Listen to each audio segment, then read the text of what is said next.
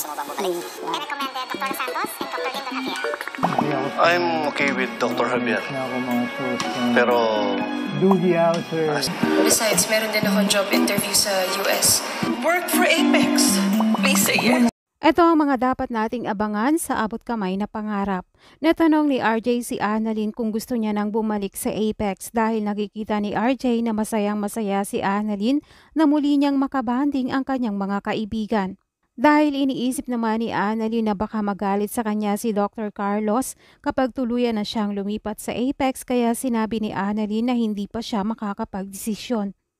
Pero magkakaroon ng pagkakataon itong si Annalyn at makakapagdahilan na siya na tuluyang lumipat sa Apex dahil ramdam pa rin niyang ayaw sa kanya ni Dr. Carlos.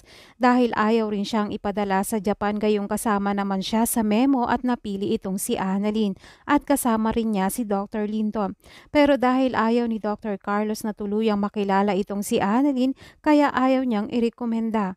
Malalaman nga ito ni Annalyn kaya pagkakataon niya na itong magdesisyon na tuluyang lumipat sa Apex.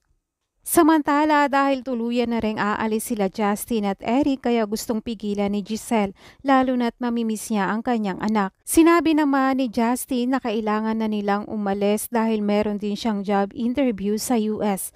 Suggest naman ni Giselle kay Justin na mag-work siya sa Apex.